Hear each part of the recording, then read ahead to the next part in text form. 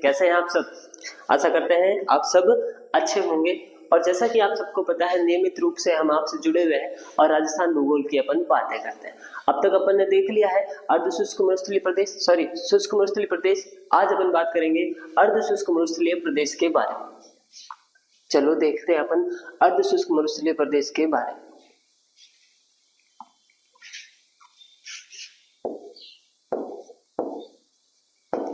अर्ध शुष्क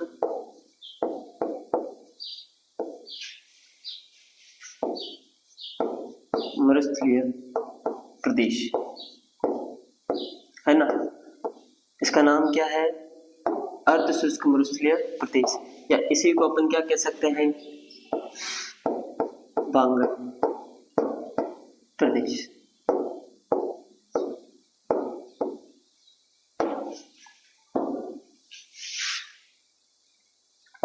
आज अपना जो टॉपिक रहने वाला है वो यही रहने वाला है, अर्ध शुष्क मरुस्थलीय प्रदेश या बांगर प्रदेश।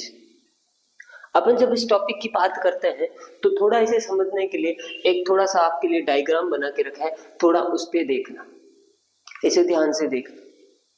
इसमें आपको बीच में जो लिखा दिखाई दे रहा है वो लिखाई दे रहा होगा अर्ध शुष्क मरुस्थलीय प्रदेश।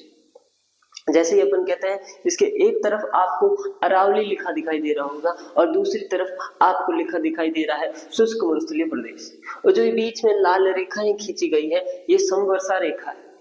जो पहली आपको रेखा दिखाई दे रही है ये आपको रेखा दिखाई दे रही है 25 सेंटीमीटर समवर्षा रेखा। जो दूसरी दिखाई दे रही है वो है अपने 40 सेंटीमीटर समवर्षा रेखा। और ये तीसरी है, इसको अपन ने अलग ही रखा है, इसका अपने को अभी काम नहीं है। जब ये मरुस्थलीय वाला क्षेत्र पूरा हो जाएगा तो फिर उसके बाद में अपने इस रेखा के बारे में भी चर्चा करेंगे। लेकिन आज अपने लिए केवल 2 समवर्षा रेखा इंपोर्टेंट होने वाली। अपन किसके बारे में पढ़ रहे हैं? अपन पढ़ रहे हैं अर्ध शुष्क मरुस्थलीय प्रदेश के बारे में। मैंने कहा अर्ध शुष्क मरुस्थलीय प्रदेश को स्टार्ट करें उससे पहले कुछ बातें कर लेते हैं, इससे परिचित हो जाते हैं ये किस प्रकार का मरुस्थलीय प्रदेश। तो जब अपन अर्ध शुष्क मरुस्थलीय प्रदेश की बात करते हैं तो इसमें अपन कह सकते हैं कि ये जो है ये वाली कौन सी रेखा है, ये अपन कहते हैं कि 25 सेंटीमीटर समवर्षा रेखा। कौन सी? 25 सेंटीमीटर समवर्षा रेखा। ये जो अर्ध शुष्क मरुस्थलीय प्रदेश है इसकी कौन सी सीमा बनाती है? तो इसकी ये पश्चिमी सीमा बनाती है। कौन सी सीमा बनाती है? पश्चिमी सीमा बनाती है।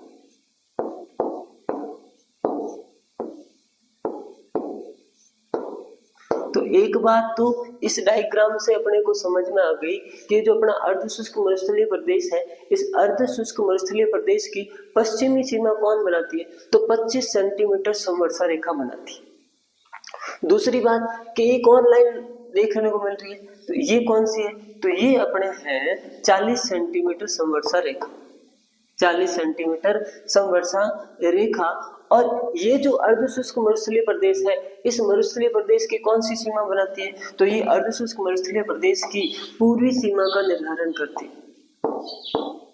पूर्वी सीमा का निर्धारण करती है। यानी इस अर्ध शुष्क मरुस्थलीय प्रदेश की एक और तो अपने को क्या देखने को मिलेगा? 40 सेंटीमीटर समवर्षा रेखा। और दूसरी ओर अपने को क्या देखने को मिलेगा?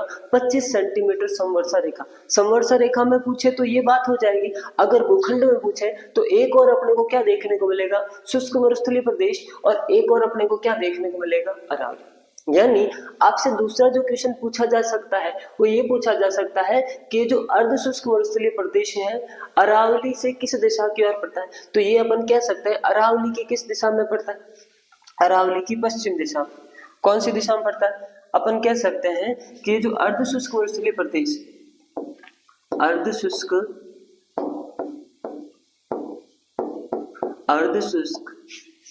मरुस्थलीय प्रदेश, अर्ध शुष्क मरुस्थलीय प्रदेश अरावली की पश्चिम दिशा में। कौन सी दिशा में? पश्चिम दिशा में स्थित है।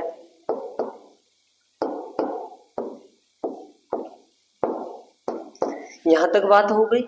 अब तक अपन ने इस बांगड़ प्रदेश के बारे में क्या क्या जाना है, अपन ने ये जाना है कि जो अर्धशुष्क मरुस्थलीय प्रदेश है इसके 25 सेंटीमीटर रेखा है जो इसकी पश्चिमी सीमा बनाती है, जो इसके 40 सेंटीमीटर संवर्षा रेखा है जो इसकी पूर्वी सीमा बनाती है, अरावली की कौन सी दिशा में पड़ता है, पश्चिम दिशा में पड़ता है।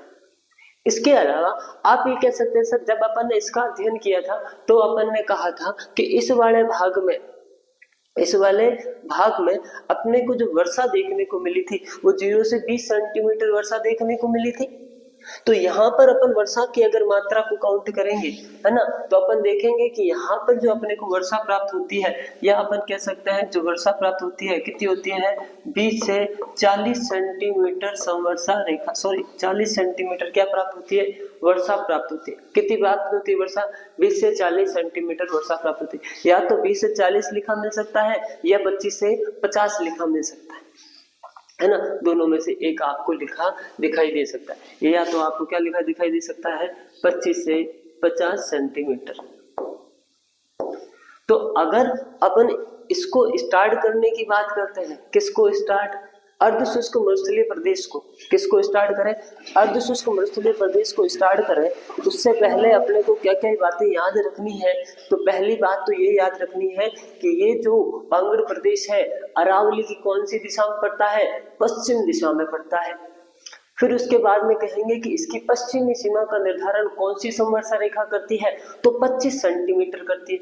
पूरी सीमा का निर्धारण कौन सी संवर्षा रेखा करती है, तो अपन क्या बोलेंगे, 40 सेंटीमीटर करती है।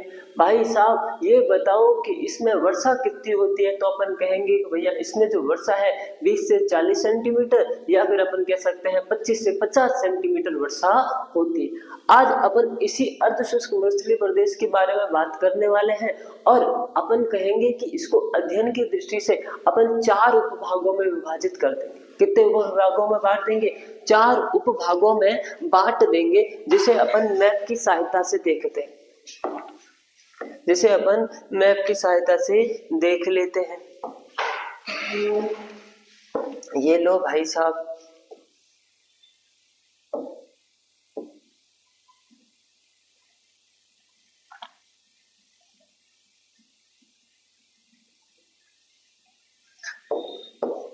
अपन कौन से मरुस्थलीय प्रदेश की बात कर रहे हैं, अपन मरुस्थलीय प्रदेश की बात कर रहे हैं जो अर्धशुष्क मरुस्थलीय प्रदेश है। उसमें मैंने कहा इसको अध्ययन की दृष्टि से कितने भागों में बांट देंगे, 4 भागों में बांट देंगे। कितने भागों में बांट देंगे, 4 भागों में बांट देंगे। और उसमें से पहले भाग का नाम होगा घग्गर प्रदेश, दूसरे का अपने को देखने को मिलेगा शेखावटी प्रदेश, और तीसरे का अपने को देखने को मिलेगा नागौरी उच्च भूमि, और चौथे का गोडवाड़ प्रदेश या अपन कह सकते हैं लूनी बेसिन। इन सब के बारे में अपन जानने का प्रयास करेंगे। सबसे पहले मैं कह देता हूँ, पहले का नाम तो अपने को क्या देखने को मिलेगा, घग्गर प्रदेश। क्या देखने को मिलेगा, घग्गर प्रदेश। पहले का नाम तो अपने को क्या देखने को मिला, घग्गर प्रदेश। जो दूसरा है, इस दूसरे का नाम अपने को क्या देखने को मिलेगा, शेखावटी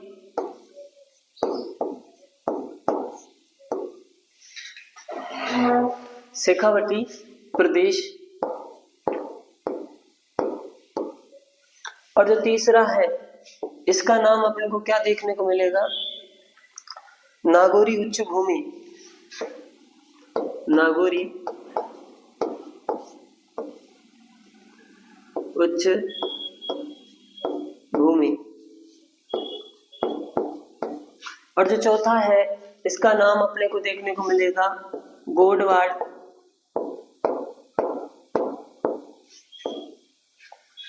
प्रदेश, या फिर इसे अपन कह सकते हैं लूनी बेसिन। ये 4 किसके उपभाग हैं, तो अपन ये भी लिख देते हैं कि ये उपभाग है अर्धशुष्क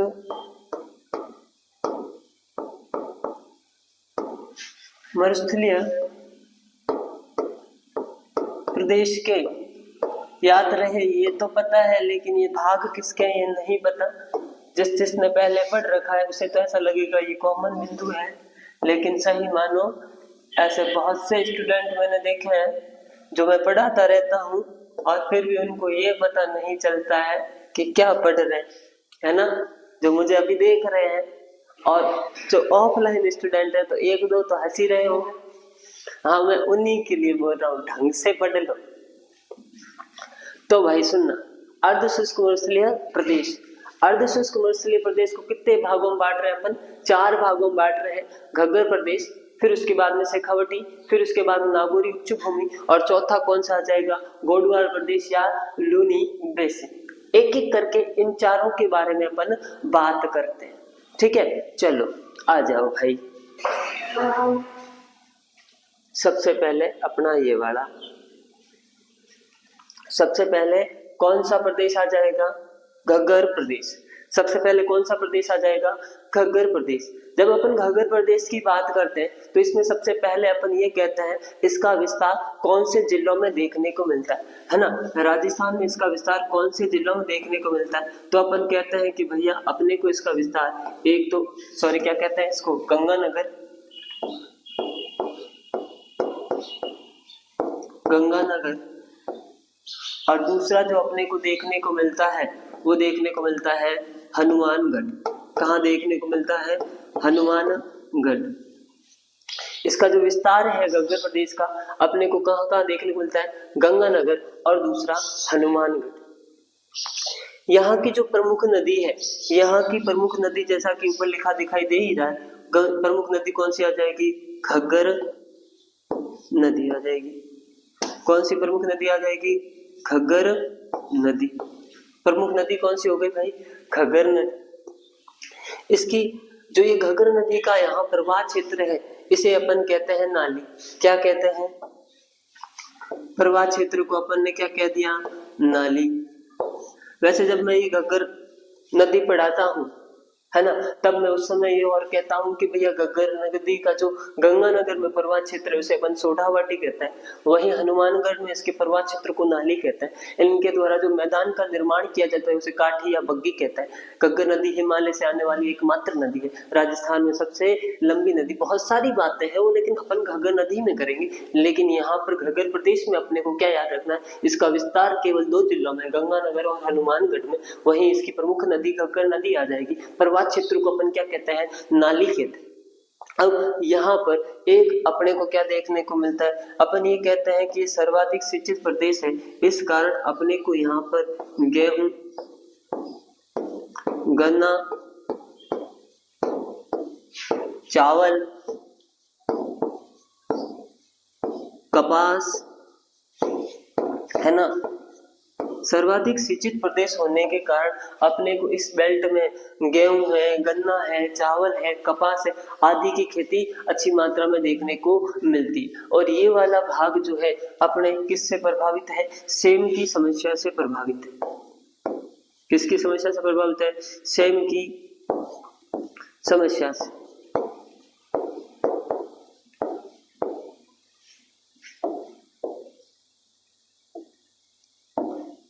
किससे प्रभावित है? सेम की समस्या से प्रभावित है। और ये सेम की समस्या क्या होती है? अपन इसके बारे में बात करेंगे जब अपन पढ़ेंगे मिट्टियां। लेकिन मैं उन बच्चों से रिक्वेस्ट करूंगा जो बच्चे ऑलरेडी हमसे पढ़ चुके हैं, वे कमेंट बॉक्स में जरूर बताएं सेम की समस्या का अर्थ क्या होता है ना। अपन तो आगे बात करेंगे। अभी अपन ने किस प्रदेश के बारे में बात की? घग्गर प्रदेश के बारे में बात की, और हमने ये जाना कि इसका विस्तार गंगानगर और हनुमानगढ़ में। दूसरा अपन ने कहा इसका जो प्रवाह क्षेत्र है उसे अपन क्या कहते हैं? नाली कहते हैं। प्रमुख नदी जो आ जाएगी घग्गर नदी आ जाएगी। सर्वाधिक सिंचित प्रदेश होने के कारण गेहूं है, गन्ना है, चावल है, कपास है, उसकी खेती अपने को देखने को मिलती है। ये वाला बेल्ट जल की अधिकता के कारण किस समस्या से प्रभावित है? तो अपन कहते हैं सेम की समस्या से प्रभावित है। यहाँ पर आप देखेंगे कि हनुमानगढ़ में एक जगह है, बड़ोपल करके एक जगह है, उसमें अपन देखते हैं सेम की समस्या सर्वाधिक देखने को मिलती है। लेकिन जो भी आगे फैक्टर है हम बाद में बात करेंगे। लेकिन ये आपका कौन सा प्रदेश हुआ? घग्गर प्रदेश हुआ। अब तक की राम कहानी से अपन ने ये देखा कि अपने पास ये क्या था? अर्ध शुष्क मरुस्थलीय प्रदेश। और अर्ध शुष्क मरुस्थलीय प्रदेश को क्या कहते हैं? बांगड़ प्रदेश। ध्यान दे रहे हो, ध्यान से मेरी बातों को सुन रहे हो तो कुछ दिन पहले मैंने आपको एक पेपर का सॉल्यूशन करवाया था, उसमें लिखा था बांगड़ प्रदेश, और उस बांगड़ प्रदेश में आगे लिखा था कि भैया ये वाला गंगानगर और हनुमानगढ़ में इसका विस्तार देखने को मिलता है ना। तो ये वाला जो क्वेश्चन था आपका आरएस में अभी आया था, वो वाला यहीं से ही क्वेश्चन था। पहला तो बांग्ला प्रदेश में लिखा था कि भैया जो शेखावटी, और एक कौन सा लिखा गया था, लूणी बेसिन किसका भाग है, बांग्ला प्रदेश का भाग है। हाँ भाई, क्यों? क्योंकि ये देखो अभी आपने कहा है इसमें अपने को 4 उपभाग देखने को मिलते हैं, एक तो लूणी बेसिन और एक शेखावटी प्रदेश, ये किसके ही उपभाग है, अर्ध शुष्क मरुस्थलीय प्रदेश बोल दो या बांग्ला प्रदेश बोल दो। फिर उसमें कहा गया था गंगा नदी का जो अधिकांश विस्तार है मैदानों का, वो अपने को कहाँ देखने को मिलता है, तो कहाँ देखने को मिलता है, गंगानगर और हनुमानगढ़। ये दोनों के दोनों स्टेटमेंट इन्हीं 2 स्लाइड से थे। ठीक है, आगे देखते हैं। अगला जो अपना प्रदेश आता है, अगला कौन सा प्रदेश आता है, शेखावटी। अगला कौन सा प्रदेश आता है, शेखावटी प्रदेश। जब अपन शेखावटी प्रदेश की बात करते हैं और इसमें अगर विस्तार की बात करें तो इसका विस्तार अपने को देखने को मिलता है चूरू, सीकर और झुंझुनू। कहाँ देखने को मिलता है, चूरू, सीकर, झुंझुनू में अपने को इसका क्या देखने को मिलता है, विस्तार देखने को मिलता है। ठीक इसी तरह जैसे कि अपन ने यहाँ देखा कि इसका विस्तार गंगानगर और हनुमानगढ़ में था, घग्गर प्रदेश का, इसका विस्तार कहाँ पर देखने को मिलता है, इसका विस्तार चूरू, सीकर, झुंझुनू में देखने को मिलता है। इसकी प्रमुख नदी अपन ने देखी घग्गर नदी, और इसकी प्रमुख नदी कौन सी आ जाएगी, किसकी प्रमुख नदी, शेखावटी प्रदेश की प्रमुख नदी कौन सी आ जाएगी, तो अपन कहेंगे कातली।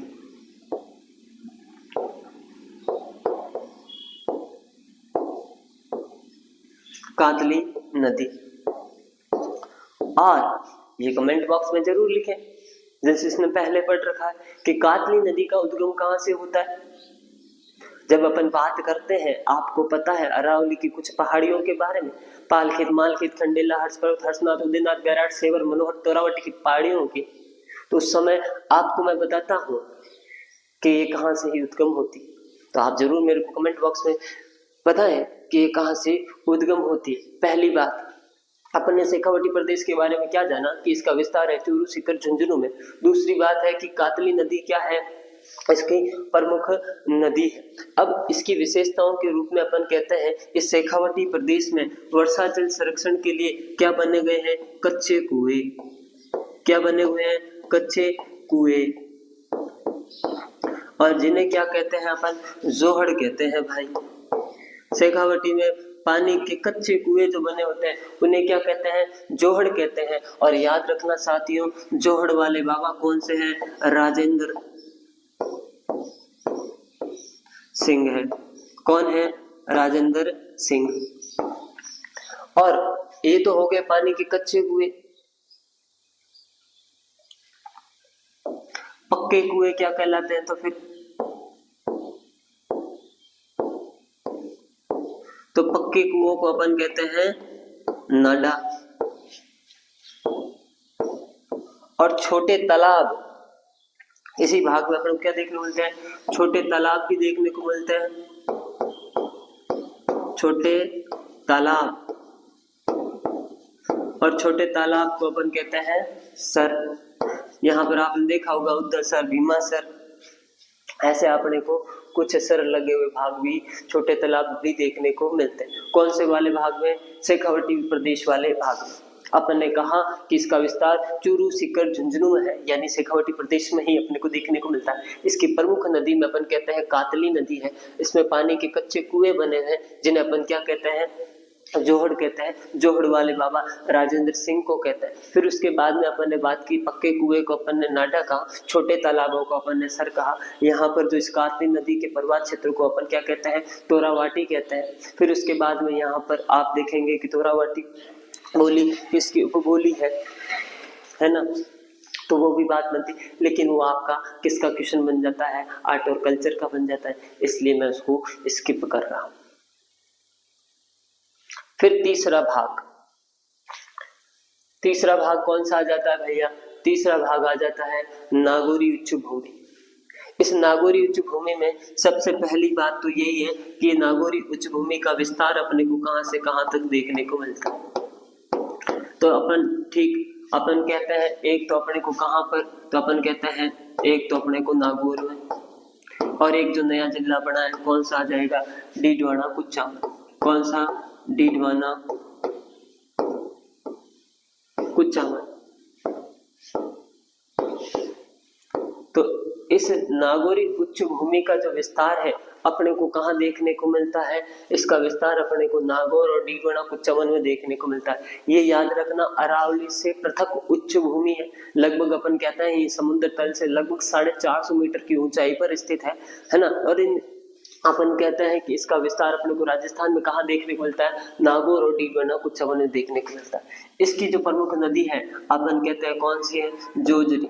कौन सी है भाई, जोजरी, है ना।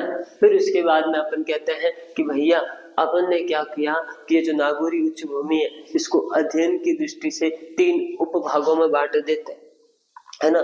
इस नागौरी जो उच्च भूमि है अध्ययन की दृष्टि से, नागौरी उच्च भूमि का अपन अध्ययन कर सके इसके लिए अपन इसको कितने 3 उपभागों में बांट देते हैं। और 3 उपभागों में, उन उपभागों को याद करने के लिए आप क्या बोल सकते हो, MMJ। क्या बोल सकते हो, MMJ। MMJ का मतलब क्या होता है, मकराना, मांगलोद,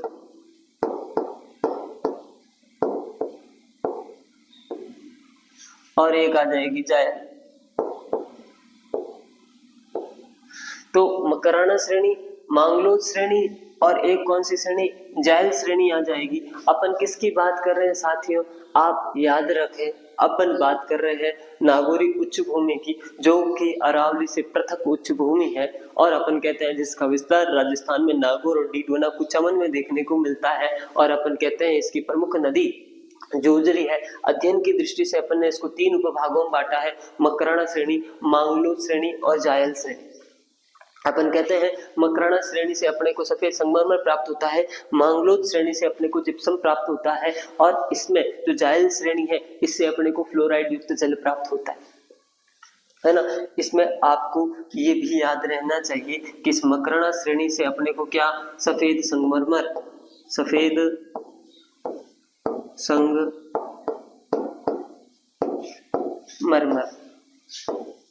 और मांगलोद श्रेणी से जिप्सम,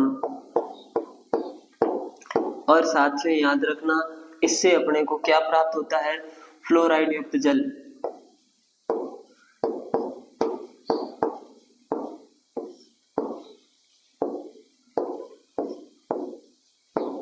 साथियों आपने देखा होगा इस वाले जो भाग में एक विशेष प्रकार की समस्या देखने को मिलती है, लोगों की जो कमर होती है कमर टेढ़ी हो जाती है, जिसे अपन कहते हैं बाका रोग, है ना।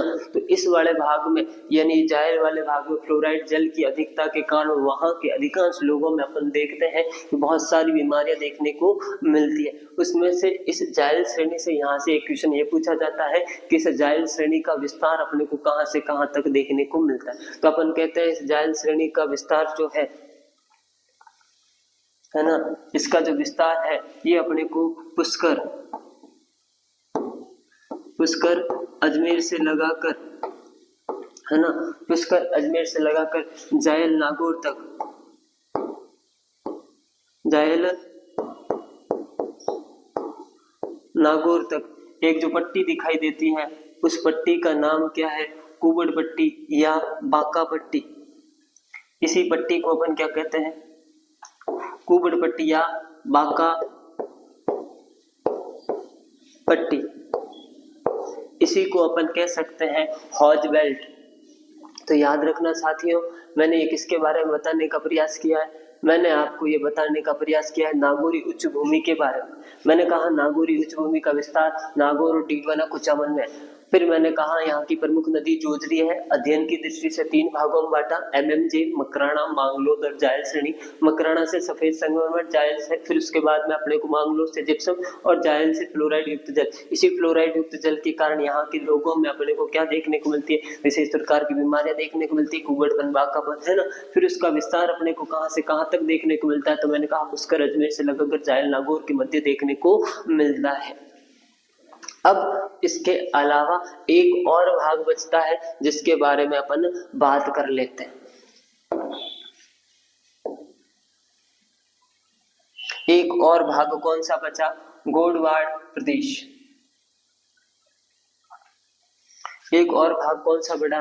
गोडवाड़ प्रदेश, या इसी को अपन कह सकते हैं लूनी बेसिन। क्या कह सकते हैं? लूनी बेसिन।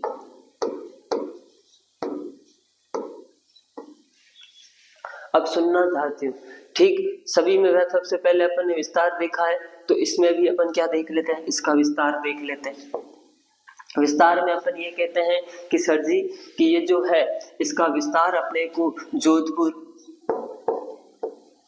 है ना, जोधपुर, पाली, जालोर, जोधपुर, पाली, जालोर, बालोतरा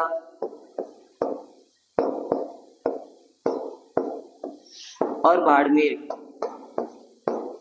इसका विस्तार अपने को कहाँ कहाँ देखने को मिलता है?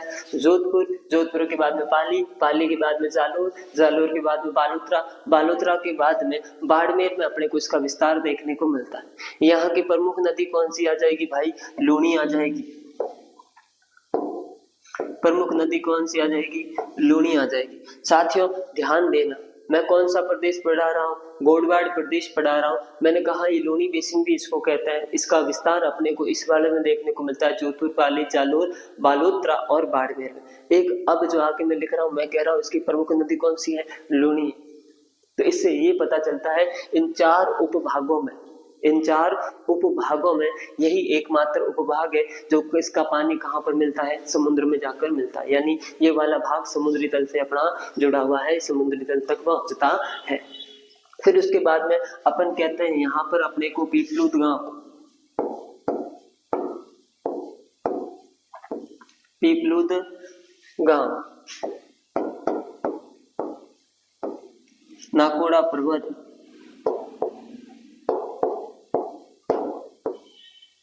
नाकोड़ा के विश्व प्रसिद्ध जैन मंदिर, डोरा पर्वत,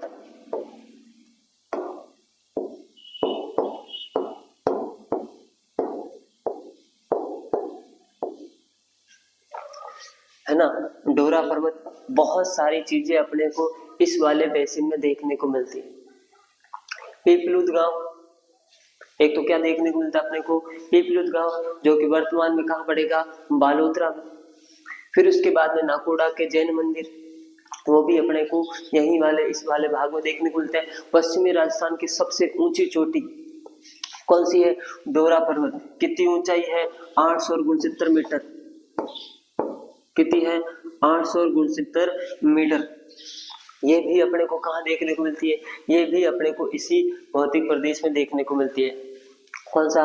गोडवाड़ प्रदेश में।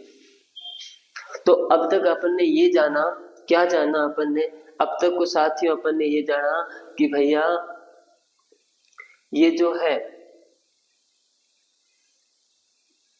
देखो अब तक अपन ने ये देखा कि ये अर्धशुष्क मरुस्थलीय प्रदेश, अर्धशुष्क मरुस्थलीय प्रदेश को किस नाम से जानते हैं? बांगड़ के नाम से भी जानते हैं। और अर्धशुष्क मरुस्थलीय प्रदेश की पश्चिमी सीमा बनाती है 25 सेंटीमीटर संवर्षण रेखा, और इसकी पूर्वी सीमा जो है बनाती है कौन सी? 40 सेंटीमीटर रेखा।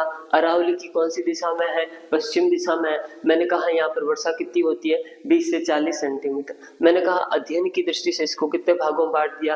3 भागों में बांट दिया। कितने भाग, सॉरी, अध्ययन की दृष्टि से इसको कितने भागों में बांट दिया? 4 भागों में बांट दिया। सबसे पहला भाग अपन ने देखा घग्गर प्रदेश। घग्गर प्रदेश में मैंने कहा इसका विस्तार गंगानगर, हनुमानगढ़ है। इसकी प्रमुख नदी घग्गर है।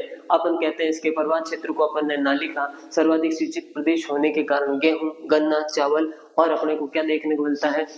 कपास देखने को मिलता है। इसी सब में अपने को सेम की समस्या देखने को मिलती है। सेम की समस्या सर्वाधिक अपने को हनुमानगढ़ में, एक जिला हनुमानगढ़ में एक बड़ोपल जगह है, वहां पर देखने को मिलती है। फिर उसके बाद मैंने कहा शेखावटी प्रदेश। शेखावटी प्रदेश के बारे में मैंने कहा इसका विस्तार अपने को चूरू, सीकर, झुंझुनू देखने को मिलता है।